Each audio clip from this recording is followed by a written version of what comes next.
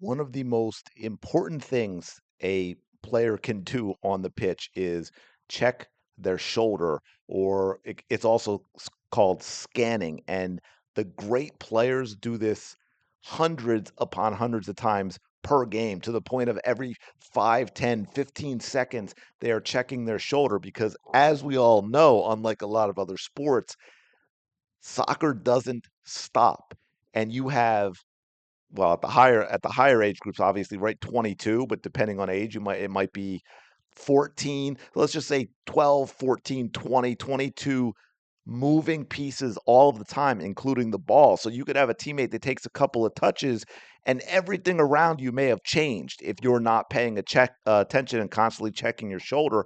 And it is also one of the things I've found that is so difficult to get young players to do. It is not natural for them to constantly be checking their shoulder. I even see this in watching what we call higher level youth games with 15, 16, 17-year-old soccer players, and very few of them are checking their shoulder or scanning the space around them nearly often enough. So this is something you want to drill at younger ages, and you can even do it within regular normal technical passing drills. You can also incorporate it in certain games, and I think I'll do another video on that as well. So I just want to give you one of the most basic technical drills you can do where you can incorporate the idea of a player checking their shoulder to get them used to doing so, so it becomes something that they do automatically. So as you can see here, we've got three players, and you're simply going to pass from the end player to the middle player to the other end player. And there's some other things that we incorporated as well to get them working on this. And I'll get into the check your shoulder in a minute here. So how we do that? Each player on the end, right? These players on the end are going to have a cone in each hand, or maybe you don't have enough cones. Maybe they have a penny, as long as the pennies are different colors. Okay. By the way, you could also probably do this with left hand, right hand if you want, although depending on your age of the players, that might be a little confusing for them. So there are a variety of ways you can do this. But let's say for now we've got orange cone, yellow cone in their hands. So when the pass goes from the middle player to this end player, now we are checking our shoulder.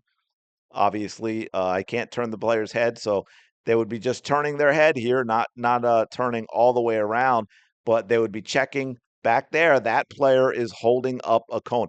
Put the cone up right after the player in the middle makes the pass. Like as soon as they play that ball, get your hand up because as soon as they play it, they want to turn around and look, and they'll yell out what color cone that player has, yellow, orange, maybe it's blue, green, whatever it is that you might have. You want to be able to get it high enough tempo where the players on the end can play one touch, but start with two touch. It's important to play this at high tempo. Also, what I want you to do though, and it can be immediately boom, they check their shoulder, they call it, and then we get into communication stuff. So we can point. Maybe we're pointing to this side over here, or we're pointing to this side over here. Again, movement creating angles. So I want them to play. They call it, then they point. If that becomes too much, if you have really young players, you can make it automatic. For example, on this side, maybe it'd say it's automatically always going to go over here.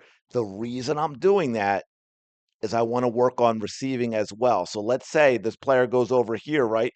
I want to work on receiving on the half turn, which means they need to get turned this way. So when this pass comes and it needs to be accurate, they are playing this first touch with the left foot, right? That ball is going to roll across their body. We're going to play first touch with the left foot, and then that left foot's going to put the ball out here. Boom, we're going to make the pass with the right foot. We're going to check the shoulder. Boom, so we make that pass over here. Now we're checking our shoulder to the person we just received the pass from, who's now holding up a cone. They're going to yell out what that is as they move to the middle. And like I said, if it's easier, you can just go side to side so that now we're going to race across over here. They're going to open up. They're going to open up like this. that ball's going to roll across the body. The first touch here is with the left foot. Now, see, that's the thing. If you keep going opposite side like that, it's all going to be the same. But as long as you remember to switch it up each time they go, and you want to keep this high tempo. So this can be a lot of work. So now, boom, we make that pass as we come into the middle. We check the shoulder the other way. Then we run to a place where we're going to then receive that pass, first touch in the middle because we're receiving on the half term, play the ball. And that is it, which means you might only go for, say, 30 seconds at a time to keep the intensity, to keep the high tempo going. And then obviously they switch with an end player. And this is a great drill to get your players into the habit of constantly checking their shoulder so they're not just paying attention to the ball and not having an understanding of what is going on around them. And there are other elements we can add, different drills, different things we can do that make it more and more game realistic as well and make them make more decisions. But this is one of the most basic foundational things you can do for a player in terms of checking their shoulder and getting them into that habit because it's so important to their success as a player. Let me know your thoughts in the comments below, questions, something maybe I didn't cover, whatever it is that you're interested in, let me know. Don't forget to like, comment, subscribe. I will talk to y'all in the next video.